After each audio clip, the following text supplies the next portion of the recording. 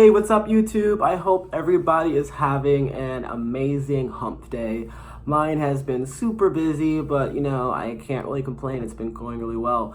It looks like it's about to storm outside, which sucks because we've been having great weather so far in Georgia. Like, when I say great weather, I mean the past 3 days have not been filled with like torrential downpouring rain.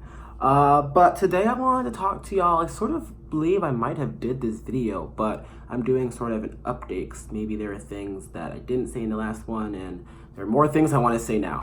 But yeah, dating. I wanted to talk about dating with mental illness / dating with bipolar disorder, because that's what I have. I have a whole bunch of different things. So yeah, dating with bipolar disorder. I would say so just a little bit of background. I was diagnosed with bipolar disorder last year, so like last March, April-ish, and at that point I was sort of done with like dating. I was like, you know what, I've been in a few, maybe many relationships, not many relationships, not really any serious relationships, but I've talked to different people, and I've been on a few dates, quite a few dates, and I think that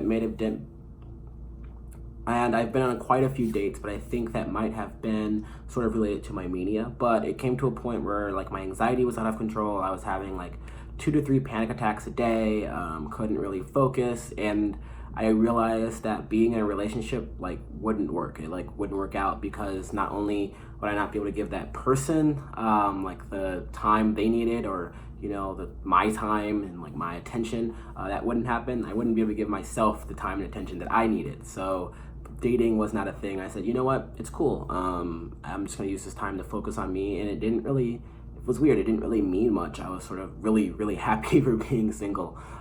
It was an amazing time. I was like, you know what, I'm focusing on my mental health. I'm doing what I need to do. It didn't really matter. It wasn't until about January of this year that I was like, you know what, I think I might want to start dating again, talking to people more seriously, and really getting back into that, which is weird because it wasn't like my bipolar disorder had kind of stabilized, but it turns out, I was just manic, and I thought everything was great, because end of January, February, March, I was really just isolating between mixed episodes, and it was like a whole mess. So basically I've been stable for the past 3-4 months now, and the medicine's going great, as my last video I talked about, but I've been dating people, and I've been seeing people here in Atlanta, and that's been going really well. I think a big part of that, though, is that it's really ramped up my anxiety. I'm nervous because I don't really know. I haven't dated anybody seriously since 2017 maybe. It's 2019 now, so it's been it's been a few years, and I relationships are different now. I'm out of college, I have a job, so it's you're dating basically to hopefully get married. If you're not, I guess people can just date to date, but that seems like a waste of money. No, not a waste of money, but a waste of time, and that's not what I'm interested in. So dating seriously right now, it's been a lot. I think for me personally, I have some insecurities around just being bipolar in general. Like, when you go on a date, when do you tell the person, you're bipolar? And if they don't know what that means, how do you explain it to them in a way that doesn't make you sound like you're batshit crazy? Because you kind of are. No, it's not that, but it's all seriousness. It's kind of weird because it's some of the questions I've had regarding my disorder are are you fine now? And it's yes, I'm stable. I've been stable. I guess you could say medically I'm in remission. All that's great. But that doesn't mean that when the winter rolls around, I'll be in the same place. I'm not saying I'm going to be depressed or manic, or having to be hospitalized because of the disorder. But at the same time, I'm saying I don't know. Now, the likelihood of me being hospitalized and just being where I was a year and a half ago, I think is super slim, only because I've learned sustainable life habits, and I've taken medication. I'm taking my medication, so that happening doesn't really seem to be a huge possibility. But the idea that I might need to get my meds readjusted in a few months, or I might need to switch medications, or anything can happen. I think it's the idea that this is a lifelong condition, and dating somebody like and telling them like, hey, this is a lifelong thing that like you may or may not have to deal with is kind of nerve-wracking, and also like a lot to ask of that person, because you're not necessarily like asking them to like take care of you, but you are like being honest with them and saying that like, yeah, I deal with this, it's rough sometimes, some months are better than the others, and then there might be a month where it's just like it's hard. So that's been making me super, super nervous, and just like my anxiety has been through the roof, because I just don't really know how to like deal with that. One thing that I was thinking about sort of like just this past week was really making sure that I don't personally try to change myself in any way, because if this person is right, then they're right, and if the person is not right for me, then they're not right for me. And I think that, you know, trying to dress up bipolar disorder as being something that it's not, saying like, you know, I'm perfectly fine, I'll never be in a bad place again, or I don't have anxiety, or like these things don't freak me out, or like, you know,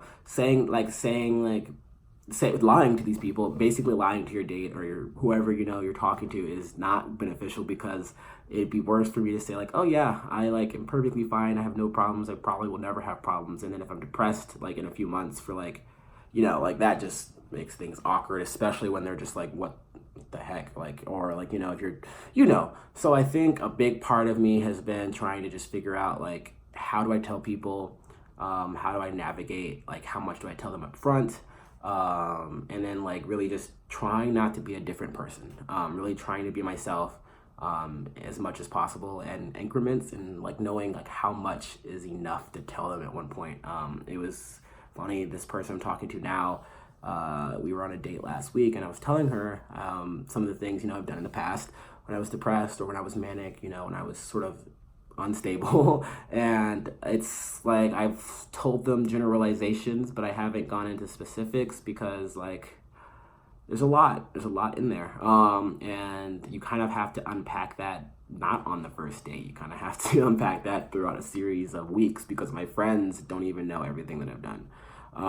So it's nerve-wracking, because you don't want to say something and everything's going great, and then they look at you different, because they're like, whoa, you did that? Really? Like, you did that? And it's like, yeah, I did that, but I didn't know I was doing that, or at the time I didn't know that was a bad thing. So it's not even just like having bipolar disorder now, like in the present, or like thinking about the future. It's also like unraveling the past. Like, obviously this has only been some early stages of dating slash early stages of relationship, but it's like also there's a lot in the past to unpack, and talk about.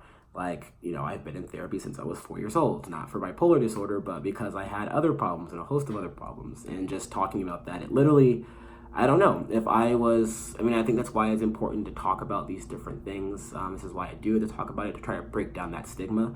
But even like, you can't help it, there is stigma. I don't know personally, openly and honestly, if I was dating somebody with schizophrenia disorder, I don't know what the full name is, but like the first thing that would come to mind would be that's the first thing I would think about. And I would think about like, you know, what have you done in the past, what's going to happen in the future. And personally, like now I would be fine dating with someone who has that, because I mean, I have bipolar disorder, but like in my mind, that's the first thing that would come to my mind. And I would have to check myself, and I'm not sure if everyone has that mental filter to check themselves, in terms of talking about that. And, you know, I feel like depression is still stigmatized hugely, but a lot of people deal with that. And I feel like it's a softer blow than, you know, bipolar disorder or schizophrenia, when you're like hearing voices, or when you're like in psychosis and not like completely yourself. People don't really understand, or they can't really separate, you know, when you're in psychosis, like what's you and what's not you. Because like I couldn't separate it for a while. I thought that was just me.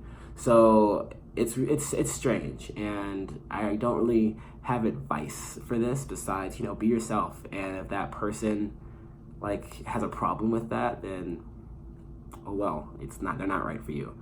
And that's the tough thing. The thing is that you don't want to, which I realized I was kind of falling into this trap. You don't want to paint a perfect picture, and then try to morph into this person's image when it's not you, because that not only are you lying to that person, and that like definitely doesn't work out in the end, but like you're putting yourself into a box, and that amplifies your anxiety more. So like, for example, I take like so many pills at night for medication to like make sure that I'm stable.